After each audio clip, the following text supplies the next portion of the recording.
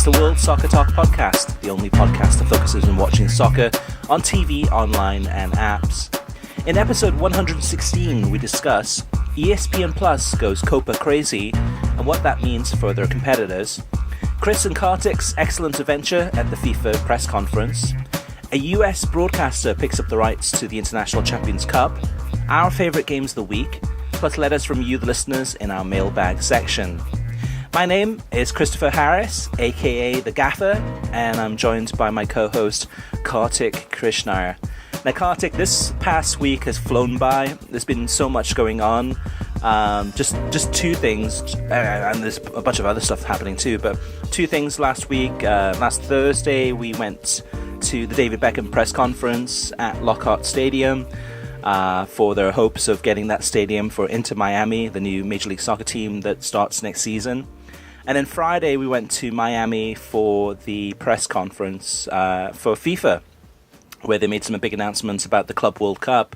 And they were expected to make a big announcement about Qatar in 2022, increasing the number of teams to 48. But they announced that they're going to be going ahead with a feasibility study and they're not quite ready. Probably in June, they'll be ready to make make an announcement there. Without going in too in depth into the Miami, what's your take on the story about Lockhart? Is this good news for Fort Lauderdale? And is this a sign that Miami can't get its act together? Yeah, I mean, that's consumed my week. I'll admit I haven't watched a lot of soccer. I've been really focused on a lot of soccer because of that story. Is it a good deal for Fort Lauderdale? The city? Probably, yes. Is it a good deal for soccer fans in South Florida? Yes and no. I mean, that's the big question. I think there was a split between how hardcore soccer fans viewed this situation, many wanting an independent team at Lockhart Stadium, and how soccer professionals and city officials who have to look over the city's finances and take the best financial deal possible for the city and the most lucrative deal from a public relations standpoint for the city viewed it. Now, what does it mean about Miami? That is still to be determined. In fact, had we been recording an hour later, I might have had more information on that. So I've got a phone call that I'll be getting some more information on what's going on specifically politically in Miami-Dade County and with the city of Miami, more importantly, in the wake of the Lockhart decision. So the bottom line is Major League Soccer should the city and Inter Miami now they have the green light, negotiate a lease agreement or some sort of agreement about the property in the next few weeks. The MLS club in South Florida will be playing in Fort Lauderdale, much like the last MLS club. And this would be the fifth team in the history of professional soccer in South Florida since the mid-'70s that either began playing in Miami or intended to begin playing in Miami and then move north to Fort Lauderdale. So that's a little bit of an underlying theme for people who may not know the area very well and may not know the history and may always wonder why these teams end up in Fort Lauderdale. I've written extensively about it, not at World Soccer Talk, but at other sites. You can just hit Google and look up Lockhart and history and that sort of stuff for my name and find those articles. Yeah, my take on this is that Miami, there's a reason that MLS is coming to Lockhart and to Fort Lauderdale, and that's because time's running out. I mean, the stadium is supposed to open, whichever stadium they go to, in March for the next season, and Lockhart is their best possibility, and it looks like it's going to be the stadium that they're going to be using, which is good news for soccer fans in South Florida. Bad news for Miami, but Miami's had plenty of chances, plenty of luck, plenty of meetings with city officials and county officials, and have just not been able to make it happen. So, it'll be an interesting season next season for us, Kartik. Yeah, let me also say, just from the city of Miami perspective, Miami has a lot of public assets. Miami has a lot of attractiveness. They don't need necessarily to roll over and give up public land and give up potential park space to a major league sports franchise or a big football club the way Fort Lauderdale. It's not as important in Miami as it would be in Fort Lauderdale. It won't do necessarily as much for the image of the city. So I can't blame the city of Miami. I know a lot of soccer fans have been beating up on them and saying Miami is a corrupt place and this is why they can't get anything done there. No, it's actually because Miami County and Miami-Dade County have laws in place that prevent rush deals and public corruption, that it was much easier to get a deal done in Broward County. So I want to push back on some of the stereotypes of Miami that have been thrown out there. As someone who lives in Broward County, much closer to Fort Lauderdale than Miami, it's I guess good for me in terms of being able to go and see Major League Soccer in live in person. But the talk that this is because Miami's an incredibly corrupt place and maybe the politicians want to be bought off, I don't subscribe to that. In fact, like I said, because Miami has that reputation, they're overly cautious about these sorts of things, and because they've been burnt by another professional sports franchise, namely the Miami Marlins. Mm-hmm. All right, let's move on to what we've been watching this past week. Like you said, Kartik, well, it was an FA Cup weekend anyway, though. But you didn't watch as much, and I watched a fair bit of games, but not as much as I normally do with everything going on. My highlight of the week had to be, oh God, Kartik, Swansea City against Manchester City. As a neutral watching this game, I'm not a neutral, but if I was a neutral, this was an extremely exciting game. You got a plucky championship side playing in the rain against Manchester City, arguably one of the best teams on the planet right now. And Swansea deservedly took a 2-0 lead. And in this game, really entertaining. City fighting back. And City gets their first goal, no problem. Bernardo Silva, completely deserved, brilliant piece of skill. I think hits it with the outside of his boot. And then goals 2 and goals 3 for Manchester City were, if there was VAR, and VAR was used in select FA Cup games over the weekend, those games that were where the Premier League club was hosting the game, VAR was used. In all the other games, VAR was not used. And goals 2 and goals 3 would have been overruled if VAR was in place. So really, for a Swansea fan, I was demoralized, depressed. It felt like last season for me. It felt like being in the Premier League and watching my team and having my hopes up and almost getting relegated or kicked in the teeth. But at the end of the day, I held my head up high and I was like, okay, this is a really fantastic performance by Swansea. Especially the second goal that they scored, which was classic Man City, tiki-taka, all the way down the pitch. Beautiful goal by Bertrand Chelina, who used to play for Manchester City. But for me, as a soccer fan, I love this game. This was, from beginning to end, a really classic FA Cup encounter, and Manchester City moves on to the semi-finals of the FA Cup. Kartik, what about you? What was your highlight of the week from all the games you watched?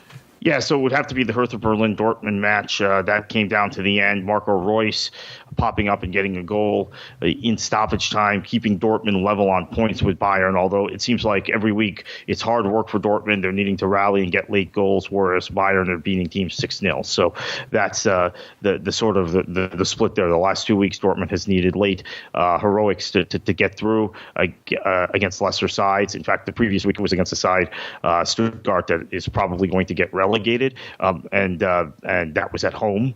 This week it was against Hertha Berlin, a mid-table side, whereas Bayern won 6-0, but it was just a thrilling match. Yeah. Every Dortmund game has been exciting.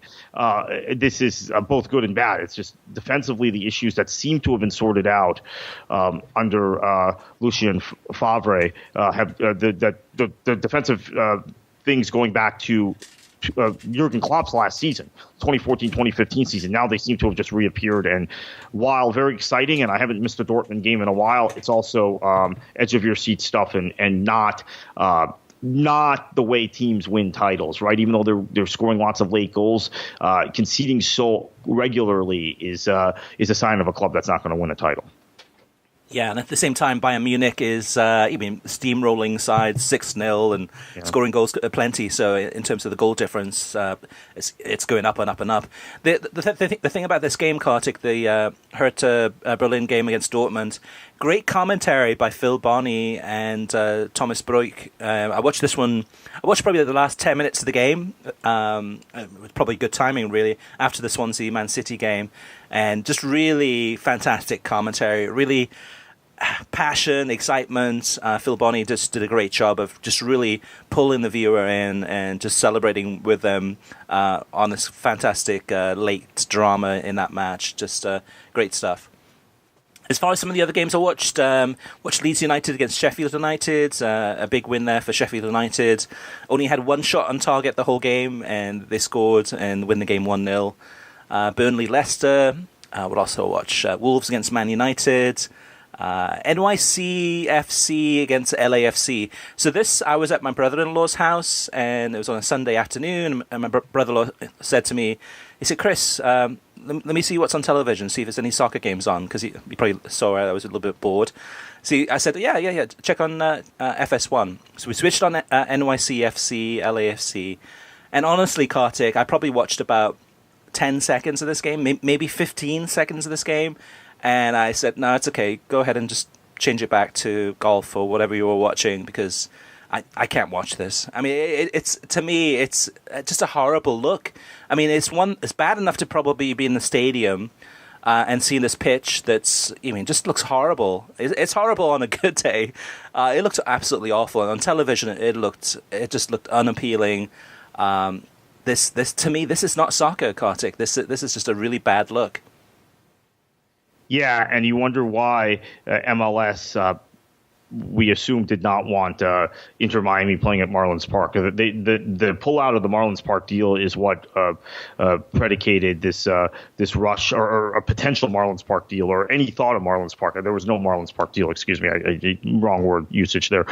Is what pushed this rush to Lockhart Stadium in Fort Lauderdale. But you have to think, even if the staff at Inter Miami was considering Marlins Park, MLS probably said, no, we can't afford to go through another one of these. It's just a very bad look. Having worked with the NASL, we had multiple teams at one point that were playing on baseball fields or baseball configured stadiums for soccer, and it just never works.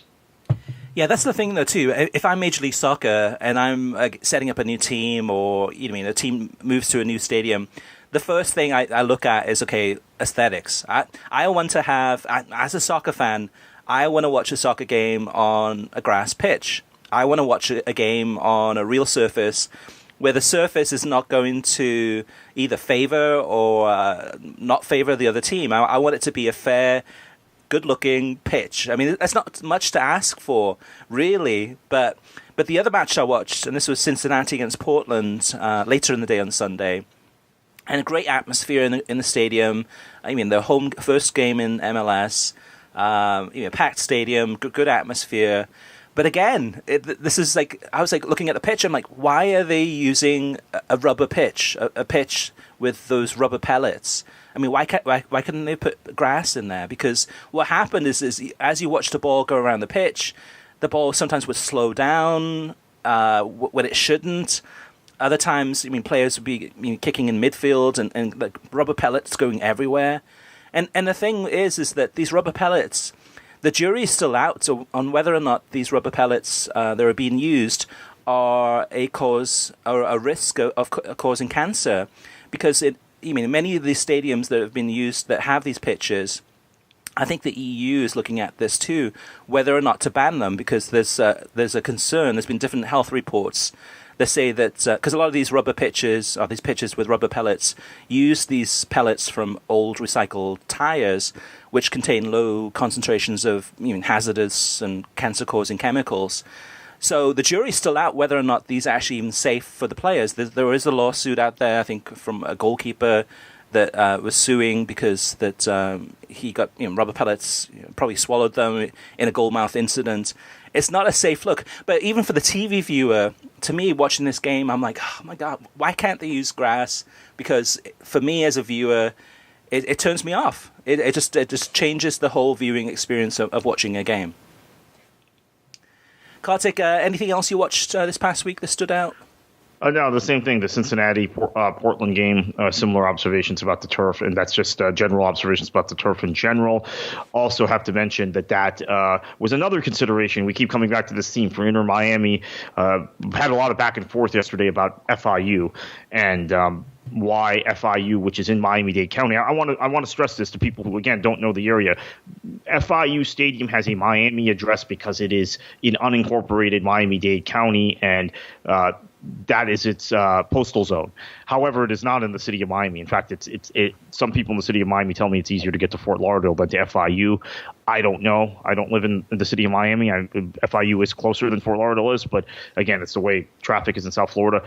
But Inter Miami's Paul McDonough says the reason they never really considered FIU, and again went for a deal, went north to Fort Lauderdale to get a deal for a stadium, was because of the turf. And that, I guess, may have been a club consideration, because it seems like MLS on the macro level doesn't seem to care about that. But McDonough was in Orlando year 1 and 2. They were on turf and moved to grass, and then he was in Atlanta where they have turf. But perhaps he thinks it's a real consideration in terms of signing players, and that's what he indicated. The other thing, too, about playing on these rubber turf pitches is injuries. Anyone who's played on these pitches can attest to, these burns that you'll get on these types of pitches.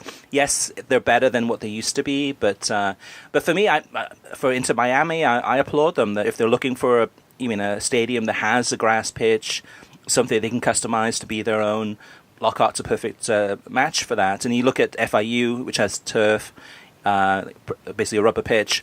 You look at Marlins Park, which is a baseball stadium. The only two stadiums that really left are Hard Rock Stadium and Lockhart. And Hard Rock has the Miami Open tennis tournament. They have International Champions Cup. They have the Miami Dolphins. They have the Miami Hurricanes. They have a bunch of other friendlies going on too. So they would be playing second or third fiddle to the Dolphins, with no guarantee of having exclusivity on when they can actually play the matches. Lockhart, they do. The Lockhart would be theirs to make sure that that's priority number one, making sure that those games are going to be played. So the other thing, Kartik, about Miami, so just I don't go into a lot of depth about this, but this was eye-opening to me. So last Friday, we attended the FIFA press conference, and this was a big deal, because there were two major stories that were happening that week. First of all was the U.S. women's national team players filing a lawsuit against U.S. soccer, wanting equal pay. And this was something that came out the Friday before, so it was still a hot topic last week in Miami. And the second thing was that week, more than 100 clubs had signed a letter asking for a discussion, a dialogue with USSF President Carlos Cordero. And that letter was handed or distributed to Gianni Infantino, the FIFA president, as well as all the FIFA members. And that was big news too that week. So it was a perfect opportunity to be in Miami to ask the questions. We were in the press conference as members of the media. The two things that were, I guess, illuminating to me. One is that the lack of U.S. soccer media that were there. So ESPN was there. Jeffrey Carlisle was there, doing some great reporting and investigating there. So too was beIN Sports. Jeremy St. Louis was there doing reports from the press conference. And World Soccer Talk. Other than that, there was no Fox Sports on the English language side. and don't forget that Fox is the FIFA rights holder. So there's big news coming out of Miami that will have an impact on Fox's rights to the Club World Cup in terms of the tournament being expanded, discussion about 48 teams for Qatar. And you would think that, I don't know, Grant Wall, Fox Soccer news reporter, or somebody would have been there. NBC, I can see, they don't have a daily news show, so and they're very focused on the Premier League. So, but to me, I was first really shocked about the lack of U.S. soccer media there. Even Soccer America, Washington Post, Yahoo Sports, you go down the list, Goal.com, none of them were there. So that was the first thing. The second thing for me, Kartik, that I think I was upset. I was really upset at this. So when it became the time in the press conference to open up questions to the media, if you're interested, you raise your hand, and then the press officer goes ahead and then selects the people that to ask questions.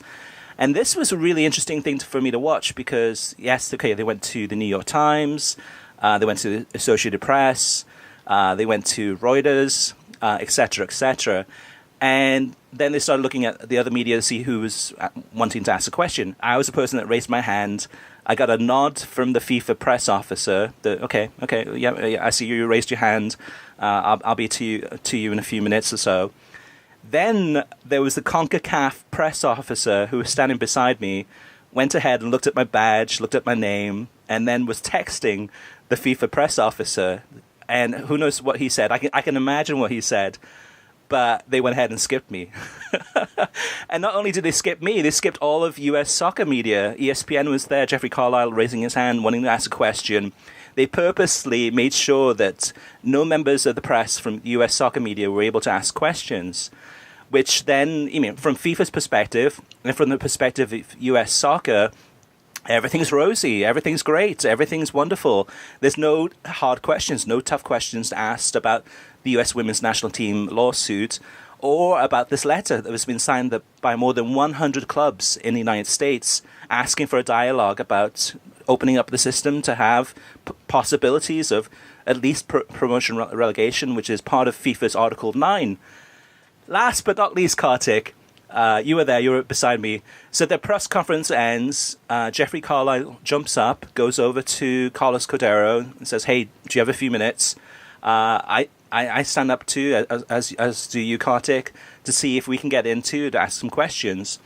And the CONCACAF press officer says, yeah, no problem.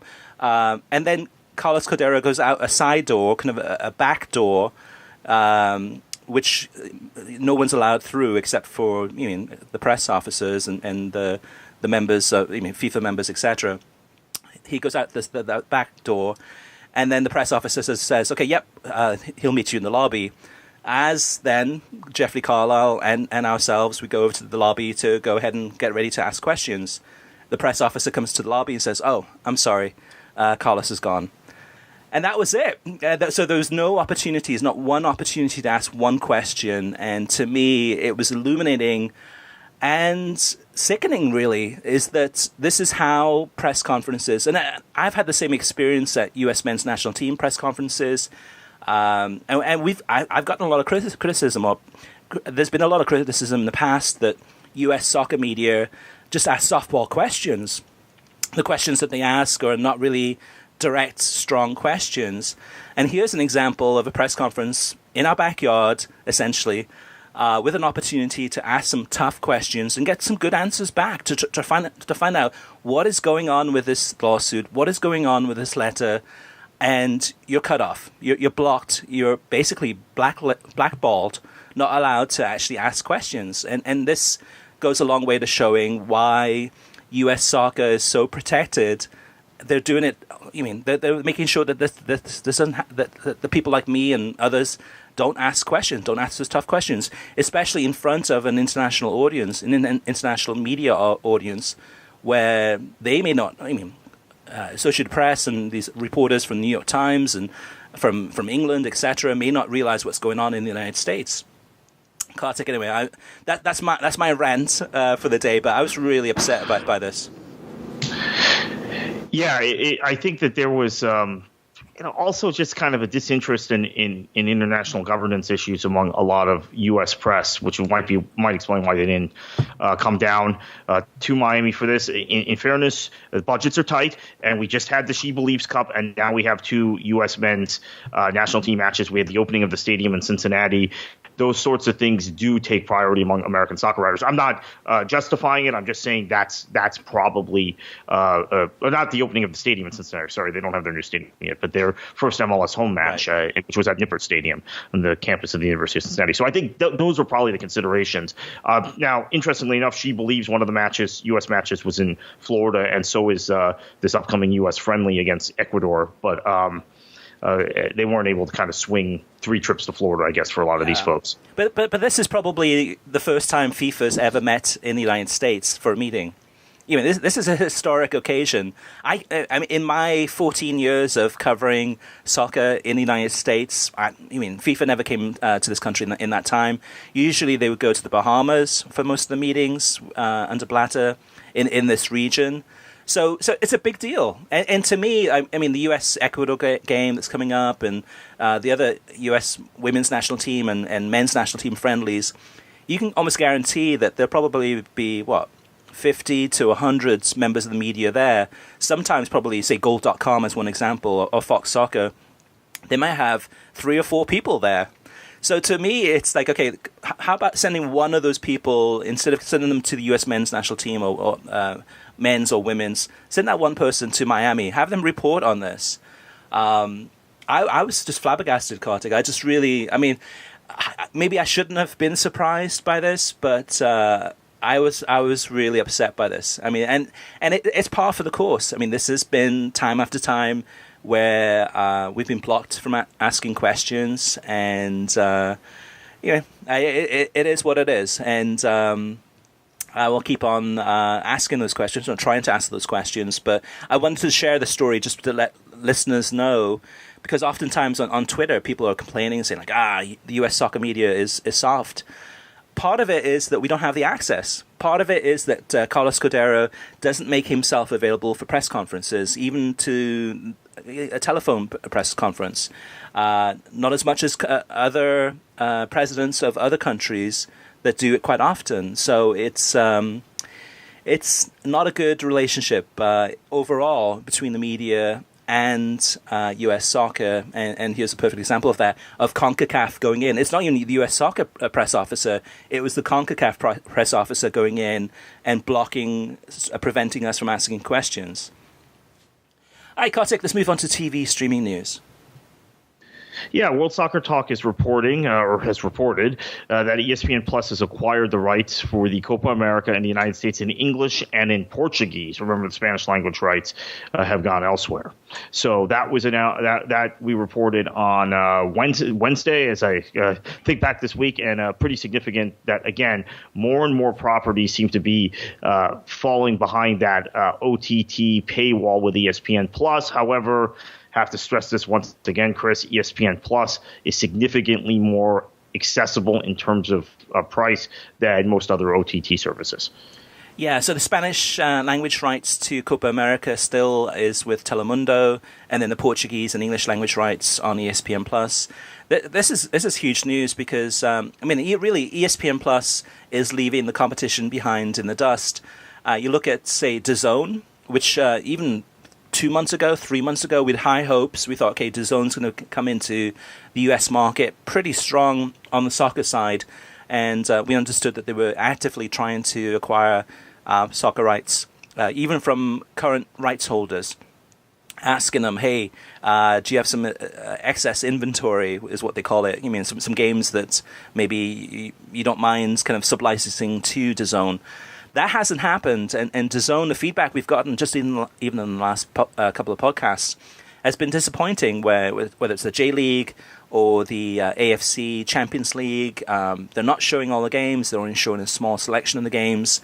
So, they're definitely all in on MMA and UFC and boxing and kind of those types of sports. But soccer, it's been disappointing. But you look at elsewhere too. ESPN Plus is by far... for $4.99 a month, it's crazy. In terms of all the content that they have, and you still get people, and I can't believe this. You still get people complaining though, like, I'm not going to subscribe to that. Why should I have to pay for that? Well, you're paying for it because you have access now. If you want to pay for it, you have access now to a ton of competitions and leagues and games that you would never have had on television. And that's the thing, too, with this summer. You got Copa America happening from June to July. You've got the Women's World Cup. You've got the Gold Cup. All 3 competitions happening at the same time. All 3 competitions having their final on the last day of their tournaments on the same day. So the likelihood that this game would have been put on television is extremely unlikely, just because there's so much competition, so many things happening at the same time. Now, if you're a fan of Copa America, or you want to watch the best of South American soccer from Brazil, Colombia, Argentina, etc., ESPN Plus is the way to go. I mean, you get all these games in English language. To me, it's a no-brainer, in addition to all the other coverage that they have. The interesting thing for me, Kartik, is what about Fox? I mean, just to think, it wasn't that long ago that Fox had the rights to the Premier League, Champions League, Bundesliga, Serie A, Copa America, Copa Libertadores, and several other competitions. And I can't even remember the last time that Fox has acquired any new soccer TV rights or soccer rights other than the World Cup, which they won the bid for in 2011, and the Bundesliga, which they won the bid for in 2013. And that was a global deal. That really wasn't a US deal specifically. So it's been 6 years since Fox has acquired any new rights, and to me it just seems that they've kind of pretty much given up on the soccer side of things, other than the big World Cups. Of course, we've got the Gold Cup. We'll have to see what the level of production and quality and commitment is this summer, but to me they've pretty much given up, other than the FIFA tournaments. Last but not least about this, Kartik, is price concerns. There's a lot of people that have been posting on social media and other places saying, okay, this is great about ESPN Plus getting Copa America in English and Portuguese, but how long is it going to be before they change the price from $4.99 to, I don't know, $29.99 a month? Which, even at $29.99 a month, you could argue there's enough content there, enough value to make that price point worthwhile. And I'm just hypothetically throwing out $29.99. When we interviewed one of the executives from ESPN who heads up the ESPN Plus back in October, I believe it was, or September actually, we asked about the price, and they said that there's no plans anytime in the near future to increase the price. What they're doing right now is they have 2 million subscribers to ESPN Plus. They are actively trying to just sign up as many people as possible. And maybe down the road, maybe then they'll increase it slightly. But at this point in time, they are losing money. They're acquiring rights. They are acquiring subscribers. They're losing money on purpose to make sure that they acquire these customers, subscribers, and then down the road maybe slightly increase the price and see how it goes from there. All right, Kartik, next up in the news segment, speaking of ESPN, is that they've extended their deal with the International Champions Cup through 2021. So ESPN and ESPN Deportes will each televise 15 matches per year in the US, while ESPN Plus will exclusively show up to 10 live games in both English and Spanish during the summer. The agreement grants ESPN exclusive English and Spanish language rights to a total of 25 matches, including the annual ICC tournament and various club friendlies each summer in the US through 2021. And this week so far, I think ICC has announced that 3 clubs coming to the United States for the tour. They will announce more next week, but it's Manchester United, AC Milan, and Benfica. And we'll find out next Tuesday who the other teams are competing in this tournament. Yeah, moving on, an article this week in Reuters, which was really fascinating to me, Chris, given what we went through at the FIFA conference with the Club World Cup. Javier Tebas, who's, of course, the head of La Liga, has slammed UEFA and their catastrophic proposals, as he calls it, to move some Champions League games to weekends and potentially interfere with the domestic league's calendar, and has welcomed the FIFA plans for the World Club Cup, which is something the European Club Association has not welcomed and has pushed back on. And we also can say from this article that Tebas seems to be bothered that the ECA, European Club Association, which represents several Spanish clubs, the big ones, including Barcelona, Real Madrid, Atleti, etc., have been negotiating in private with UEFA about Champions League and about the Club World Cup. So maybe some cracks in the unified European front against FIFA's plans. All right, so let's move on to TV ratings. And first up, a couple of ratings that came out from Univision. One is that the Chivas against Club America game, the Clásico, Super Clásico, last Saturday, had averaged 1.5 million total viewers, and making it the highest rated soccer match across any network in the United States in 2019 thus far. In the UEFA Champions League, the Juventus against Atleti game, this one, let me look at the number, was 525,000 viewers. Barca against Lyon in the Champions League 2, this one had, 562,000 viewers there. Now, looking at some of the English language games, we had, speaking of the Champions League, we had Juventus against Atleti on TNT, 408,000 viewers for that one. And then Bayern Munich against Liverpool on TNT, 454,000 viewers. The Premier League, there were select games this past weekend because we had the FA Cup. The FA Cup numbers we don't get because they're on ESPN Plus and they don't share those numbers. But Everton against Chelsea, 479,000 viewers. Fulham against Liverpool, 476,000 viewers. And Burnley against Leicester, 325,000 viewers. Now, Kartik, we talked about Major League Soccer in the opening segment, talking about not a good look on television for the pitches that they're playing on. And NYCFC, at this point, have no other option. I mean, they're actively trying to get to a different stadium. Cincinnati temporarily using the stadium until their stadium's ready. But the TV viewing numbers reflect that in a way. I don't think that's the reason that the main reason that people are not watching these games, but it's definitely one of the factors. So the Cincinnati-Portland game, this is the first game for Cincinnati at home. A lot of people tuning into this one to see what Cincinnati's all about. 178,000 viewers. NYC-FC against LAFC, two of the biggest TV markets in the country. And this one on FS1 was 140,000 viewers. So, I mean, there's not much more to say about this, Kartik. It's continually bad numbers for Major League Soccer on FS1, under 200,000. These games are coming up. It's on Sundays. Basically from 3 to 5. They had a doubleheader, 3 to 5 p.m. for the NYCFC game, and then 5 to 7 for the Cincinnati game. So, not good numbers there. Listener mailbag. First up is Nuke.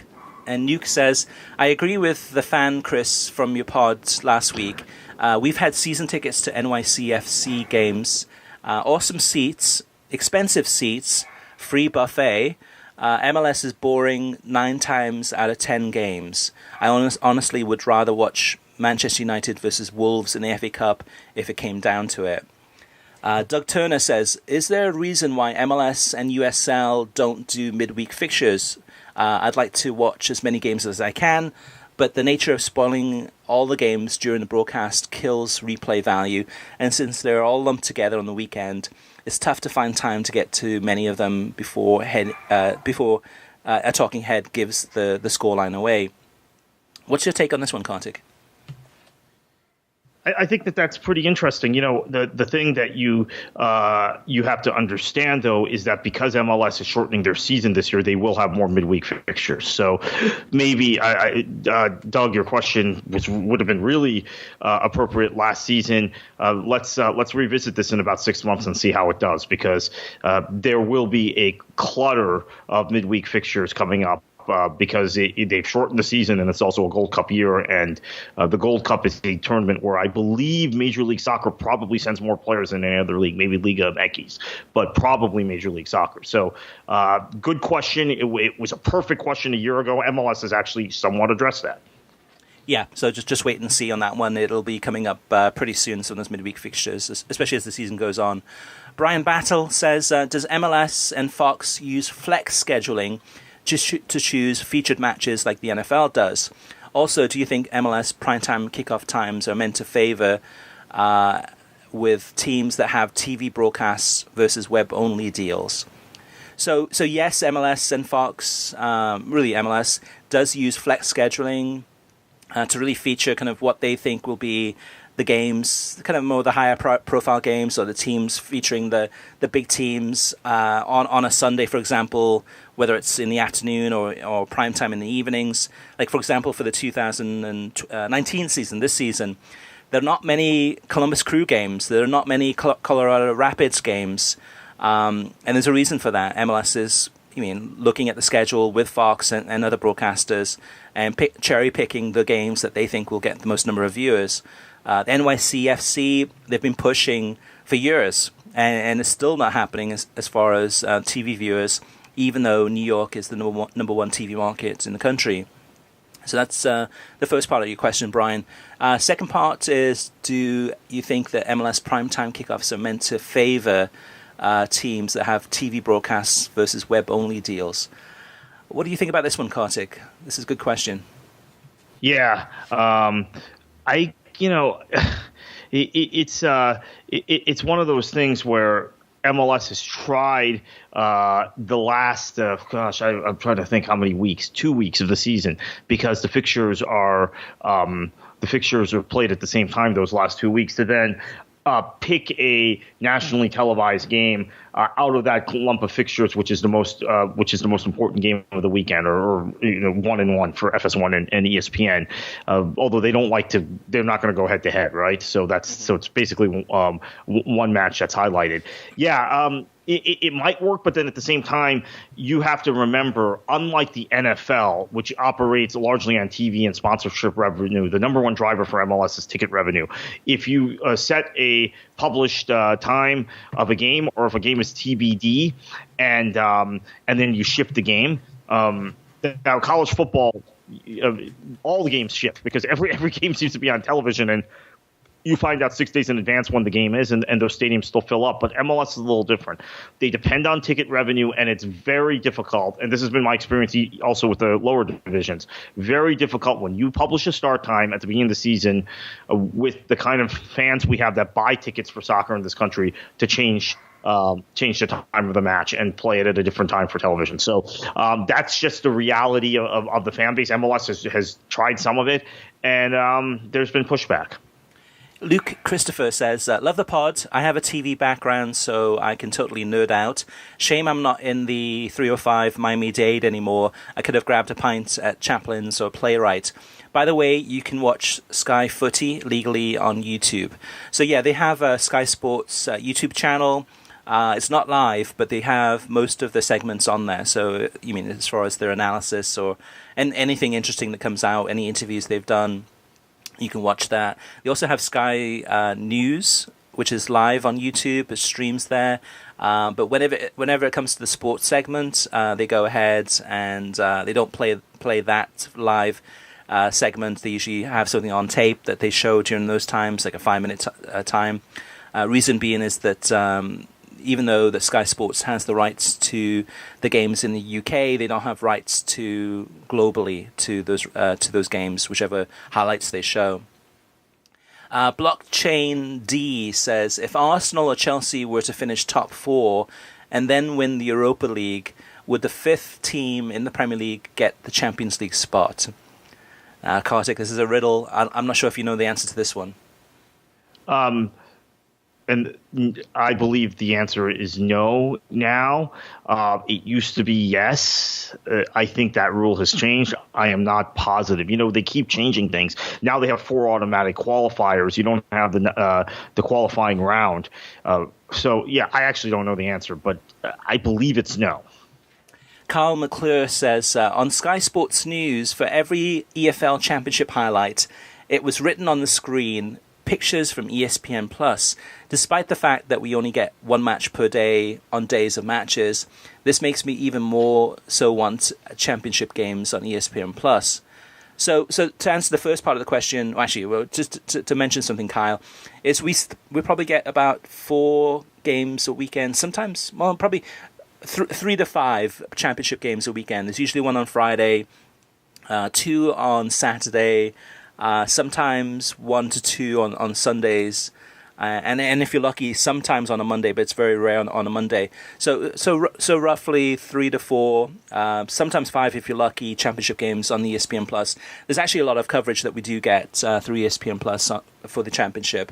But that is interesting, Kartik, about Kyle mentioning that when they do show highlights of the EFL Championship, they're getting the actual clips from ESPN Plus.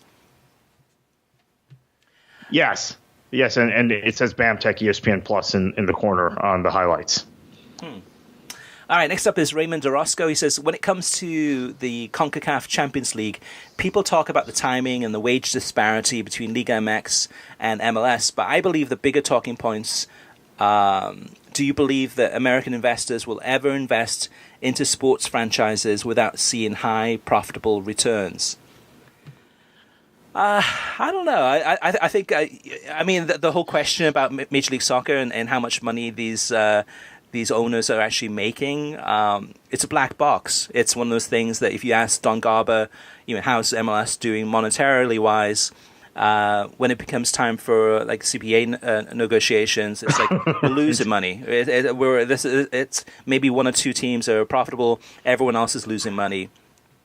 The reality is, with all these expansion fees coming in and all these sponsorship deals coming in, attendance doing well, I'm sure most of the clubs are making money. How much money? We don't know, but it's a black box. So to answer Raymond's question, some of these teams in Major League Soccer maybe more profitable than teams in Liga MX, especially if Liga MX teams are actually spending a lot more money in the transfer market. The other thing too about the transfer market, the way that MLS is set up with a single entity, is that it kind of the